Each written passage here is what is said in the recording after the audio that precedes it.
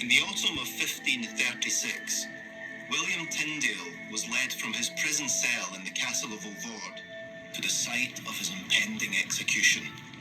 There a post had been prepared for him.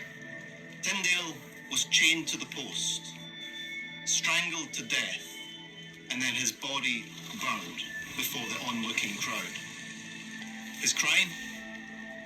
Tyndale struggled to reconcile the teachings of the church with his own studies of the Bible. William Tyndale died with his faith intact that the Bible is the Word of God.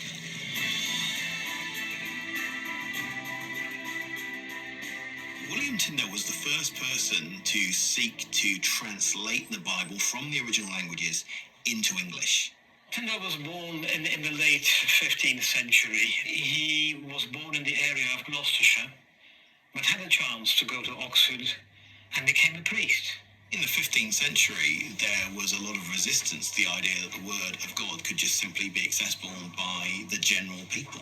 People knew the Latin Bible from church, which was interpreted by the priest for them. They never had direct access to the Bible themselves. Tyndale was not allowed to do this translation in England. He went to the Bishop of London asking for his permission to translate the New Testament from the Greek, the original text, into English, but was not given that permission. Such was the opposition to Bible translation that Tyndale later wrote there was no place to do it in all England. And so with the help of merchants sympathetic to his cause, Tyndale fled to Germany, where he could more easily work on his English translation of the New Testament. By 1525, his translation was complete and ready to be printed. The British Library in London holds the answer to what happened next. Dr. Karen Limper-Hertz, a lead curator at the library, is going to help us find out. So we're looking at a unique copy of the first edition of Tyndale's New Testament, printed in Cologne in 1525. The Cologne fragment is the only known copy of what exists of Tyndale's first edition of the New Testament. The fact that it is a fragment shows that it was a dangerous thing to do. The printer had too much to drink and mentioned that he was printing this pro-Lutheran English New Testament for somebody called William Tyndale. The authorities found out about it and the printer was raided. Tyndale and his partners ran, and this is all that survives today, and they went down the Rhine a bit further to Worms. So the fact they didn't get much further than partway through Matthew is quite indicative of how dangerous it was.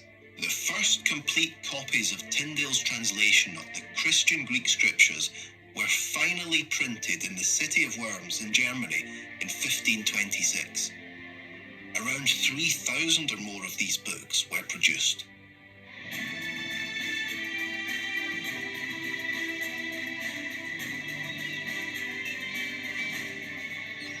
After leaving Germany, Tyndale moved to Antwerp. This bustling city was ideal for Tyndale. It had a thriving printing industry, and its busy port made it easy for his books to reach readers in England. Professor Guido Latry has kindly offered to show me around the very streets Tyndale would have walked himself some 500 years ago. What he saw around him here was ordinary people having access to the Bible in Dutch. He wanted the same for his own folk in England. If he wanted to smuggle Bibles on a large scale into England, this was Northern Europe's biggest seaport. You can't easily smuggle a big volume and a big format. So tiny loose leaves that were taken to places like this, these underground cellars, the warehouses, and between the leaves of larger books that were not forbidden, the tiny leaves of Tyndale's translation would have been hidden. In London, someone would have recognized, aha, these are the stacks that are marked. I must have a look at these and find the loose leaves of Tyndale's Bible. There were about 30,000 copies of Tyndale's Bible available by the end of his life. This was a brave man and a big man in terms of courage and in terms of investment of time, and the risk he took are not to be underestimated. William Tyndale was imprisoned here in Vilvoorde, just north of Brussels. As he languished in prison for over a year, he no doubt contemplated the cruel death inevitably awaited him. Tyndale is often renowned for his influence on the English language, but his work was more than that of just scholarly ambition. Tyndale loved the Bible. Maybe it can be said of him that he shared the feelings of the psalmist, who spoke of God's word and said, "How I do love your law."